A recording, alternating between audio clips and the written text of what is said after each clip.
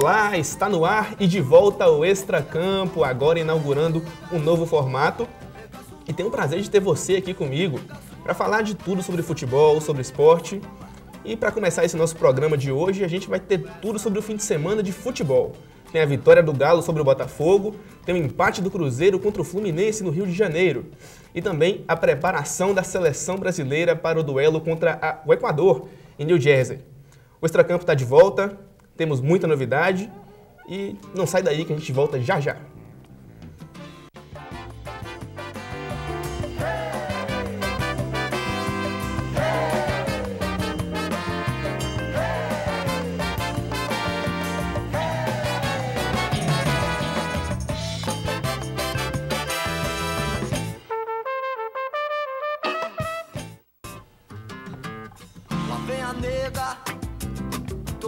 Para você que tá ligadinho com a gente, já começa o programa fazendo um convite para participar da nossa enquete. É só você entrar lá no Facebook da TV Univale, www.facebook.com/TV Univale, e você vai palpitar conosco. A questão de hoje é um pouco complexa, não é? O Atlético Mineiro está com problemas com público, com estádio, e o Calil quer trazer os jogos de maior apelo para o Mineirão. Os contratos não são muito bons aos olhos do dirigente atleticano. Mas e você, torcedor? O que você acha? O Galo deve jogar no Independência ou no Mineirão? Entre lá, dê o seu comentário.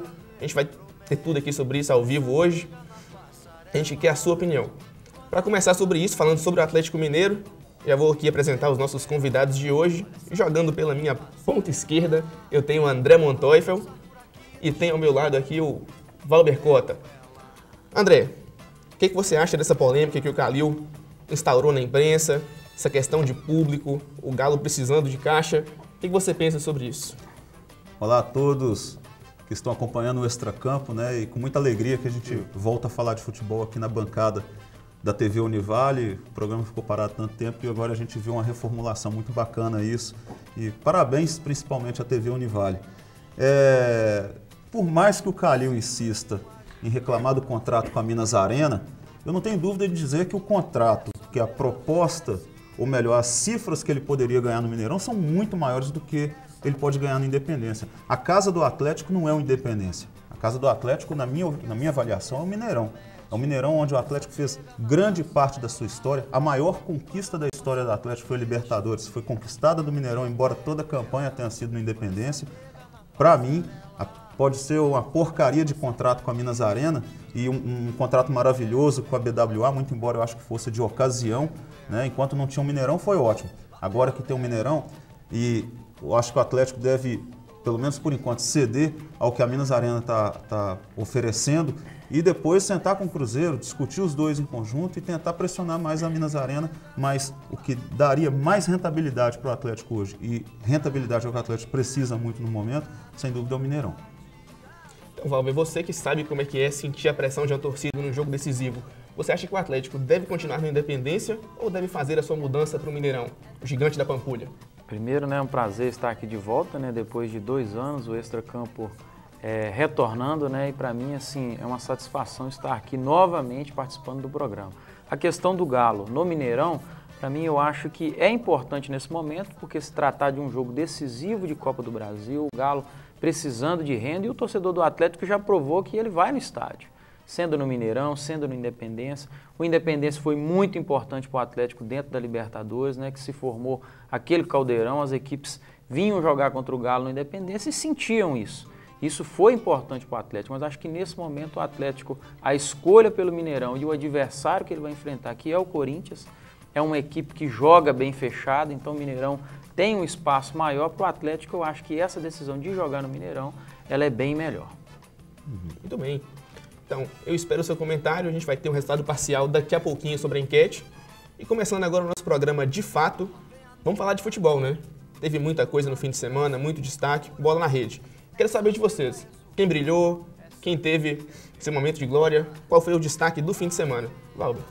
Eu acho que dentro da rodada, o Cruzeiro, a gente sabe que está aí à frente dos outros clubes, vem fazendo um grande campeonato brasileiro, é o favorito indiscutível. Até comentava com o André aqui em off, o Cruzeiro só perde o título para ele mesmo ou se acontecer uma tragédia. mas futebol a gente tem que esperar tudo. Próximo jogo o Cruzeiro tem o São Paulo, é um adversário direto, o São Paulo vai entrar nessa briga, mas eu acho que o destaque da rodada foi o Atlético. Sem 15 jogadores considerados titulares no grupo, né? Alguns jogadores que reservas imediatos também machucados, o Atlético ainda venceu o Botafogo, que é um adversário que sempre complica o Atlético em campeonatos brasileiros, em Copa do Brasil. Então eu acho que o destaque foi o Atlético. Eu já penso que o Campeonato Brasileiro de Pontos Corridos ele é tão complexo que você tem que pegar fragmentos, né? No fim de semana, a vitória do Atlético, o grande destaque dela ter sido sobre o Botafogo, né? Que é a pedra no sapato do Atlético, né? Como é o São Paulo para o Cruzeiro, né? A proporção eu acredito que seja a mesma, ou talvez até um pior um pouco para o Cruzeiro. O Cruzeiro tem o Bahia ainda no meio da semana, né? Quer dizer, o Cruzeiro pode, no mínimo, passar mais uma rodada mantendo essa diferença de pontos em relação ao São Paulo, porque agora é uma contagem regressiva. Acredito que no fim de semana, destaque estadual, eu diria que foi o Cruzeiro. O Cruzeiro jogou contra o Fluminense fora de casa com 3 dos seus 4 jogadores de meio de campo fora do time, jogadores importantíssimos, Lucas Silva, Everton Ribeiro e Ricardo Goulart, e perdeu o lateral esquerdo logo no início da partida, começou a jogar praticamente improvisado com o Ceará na esquerda, e ainda assim conseguiu um empate, eu diria que heróico, contra um time que acredito que boa parte da torcida já dava como decretada derrota diante da circunstância envolvendo a seleção brasileira. Destaque nacional, foi excelente a rodada para o São Paulo. O Cruzeiro empatou, o Inter perdeu em casa, o Corinthians empatou fora, o São Paulo, dos que brigam ali em cima, foi praticamente o único que venceu. Teve o Grêmio também que está chegando ali, mas o São Paulo foi o único que venceu e diminuiu essa diferença em relação ao líder. E não dá para citar o Figueirense. Não citar o Figueirense, já são 5, 7 jogos sem perder, de novo sob o comando do Argel, né? Impressionante como é que o Argel pega esses times de Santa Catarina e faz um estrago, né, com os outros. Bateu ninguém menos do que o Internacional fora de casa, perdendo por 2-0 e virando para 3-2. Destaques em termos nacionais, eu diria que São Paulo e Figueirense. Agora, em termos regionais, eu destacaria esse empate do Cruzeiro. O Cruzeiro tem que tomar cuidado, né, André? Porque o futebol ele é imprevisível. A questão do Figueirense. Ninguém esperava a vitória do Figueirense sobre o Inter. O Inter venceu o jogo por 2-0 e acabou tomando a virada. O Cruzeiro pega o Bahia, um adversário que luta, né, abaixo lá na zona da degola, né, vamos dizer assim, e o Cruzeiro não pode perder ponto num jogo contra o Bahia, porque perde ponto e depois enfrenta um adversário direto, pode se complicar dentro da competição. Lembrar que no ano passado o Bahia bateu o Cruzeiro no Mineirão. Já estava com o título ganho, né? Quando brigava também pelo rebaixamento, e assim, circunstâncias diferentes, mas é bom lembrar que sempre é um jogo perigoso. Eu costumo brincar com os torcedores do Bahia, com os tricolores de Salvador, que o Bahia está para o Cruzeiro como o Cruzeiro está para o São Paulo. Então, o cruzeirense eu acho que não preocupa muito com a rodada de meio de semana, não. Mas que pode acontecer o estrago, pode. Com certeza. Então, começando a nossa análise da rodada, daquele jeito afiado, vamos falar um pouquinho de Atlético. Uma vitória com contornos heróicos, por assim dizer.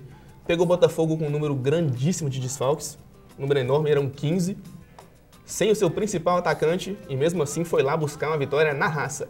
A gente tem um VT para conferir, vamos ver como é que foi a vitória do Galo sobre o Botafogo. Houve Independência com uma proposta muito clara. Todos aguardaram o Atlético no campo de defesa. Os donos da casa tiveram dificuldade para superar a retranca, ainda mais com os 15 desfalques. Essa partida, na verdade, era uma incógnita, né? Porque os dois times tiveram grandes problemas assim para a armação. O jeito foi tentar usar a cabeça. Após a assistência de Leonardo Silva, Carlos parou em Andrei. Carlos e Rogério bateram cabeça, literalmente. Eduardo também sofreu uma pancada. Por pouco, a cabeça de Ed Carlos não causou estrago. Guilherme entrou no segundo tempo para ser o cérebro do time. Viu de perto o chapéu de Júnior César em Luan. Dankler não aceitou o de Carlos e foi expulso com o segundo amarelo. Na cobrança de escanteio, a cabeça de Leonardo Silva subiu mais alto. Carlos teve chance de ampliar. Ele tem os números nas categorias de base assim, muito acima dos outros. Muito acima. Sempre com muitos gols em todas as divisões da base. Então, ele é um jogador especial. Ele é muito, como a gente fala no nosso meio, ele cheira gol.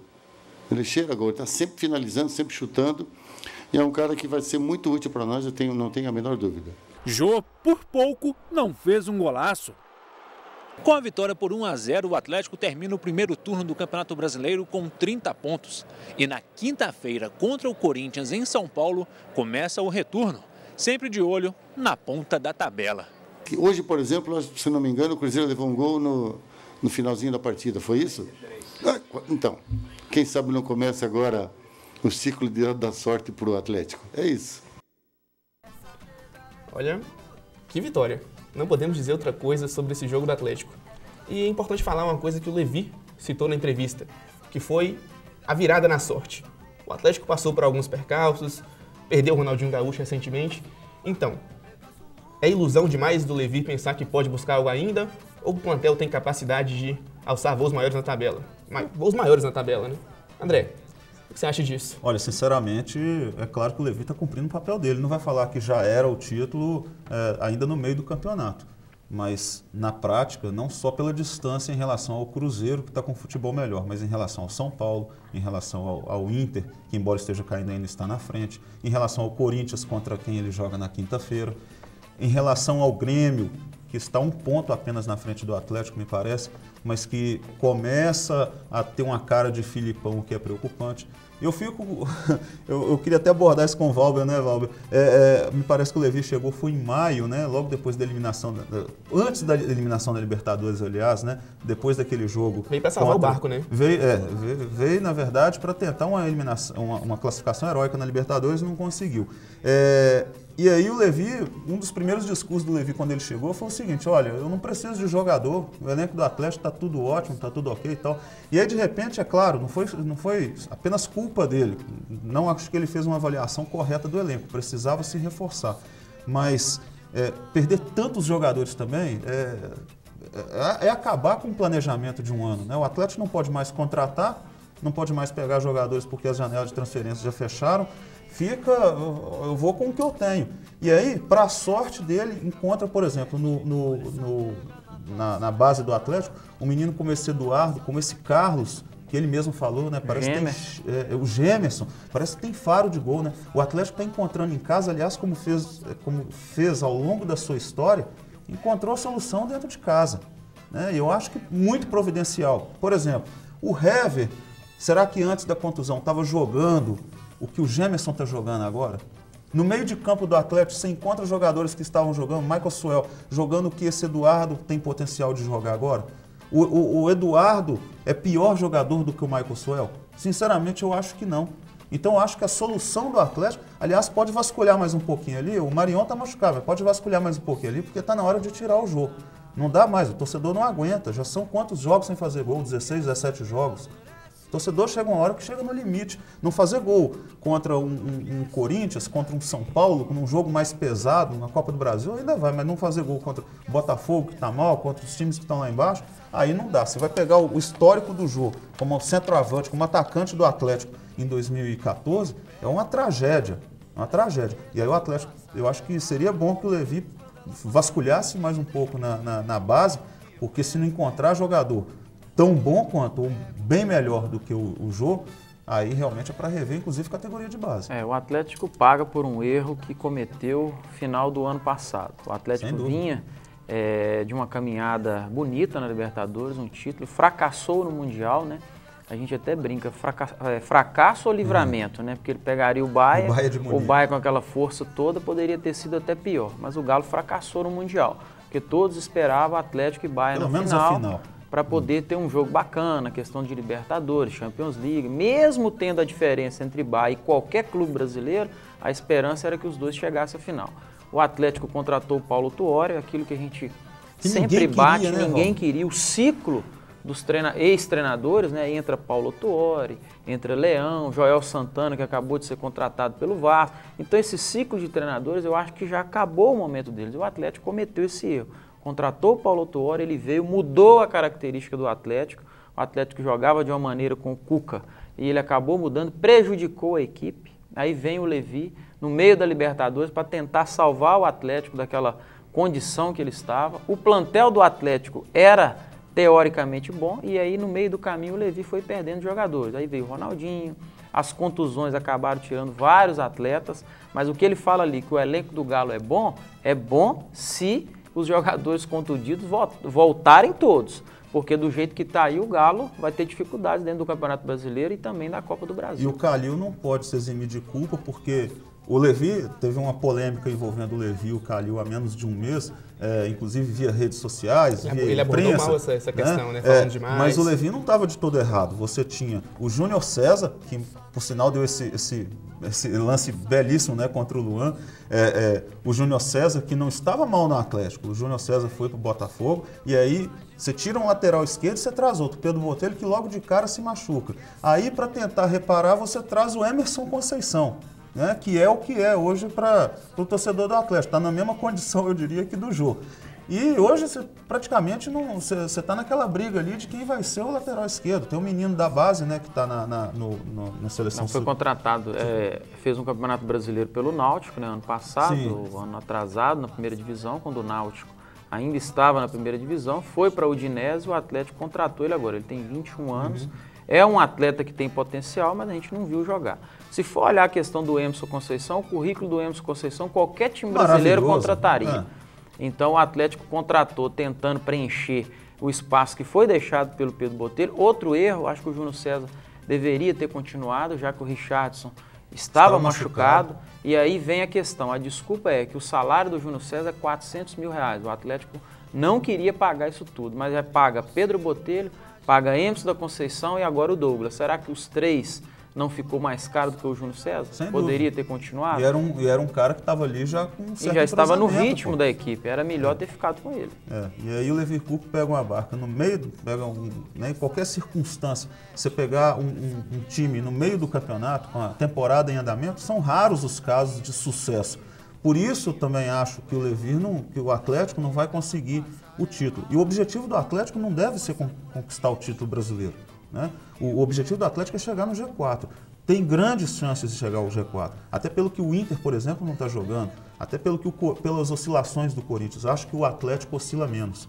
O Atlético não empata, por exemplo, tanto quanto o Corinthians. O Corinthians teve 9 empates em 19 jogos. O Atlético não tem essa oscilação. O Atlético tem chance de entrar no G4? Tem. Mas vai precisar principalmente de um reforço importante, que é o departamento médico. E isso aí não está tendo. Exatamente.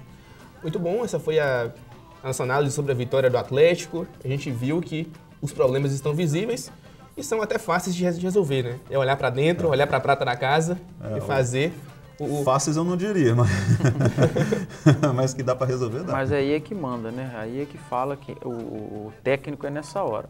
Ele não tem tanto material humano, recorre à base e ele tem que montar uma equipe competitiva. Então é essa hora que o clube vai ver o potencial do seu técnico, né? O técnico é nessa hora que ele faz a diferença.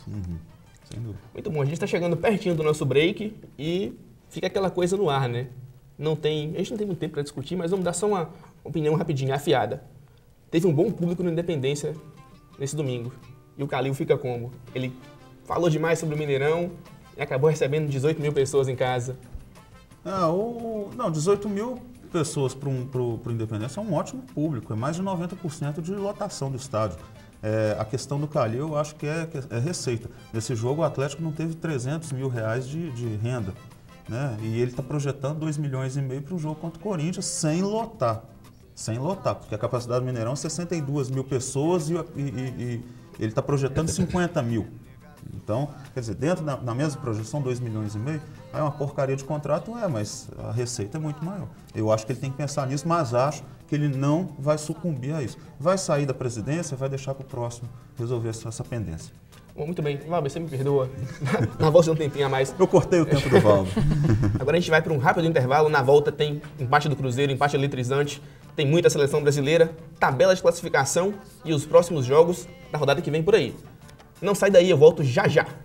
O que essa nega promete? Olha essa nega na paz.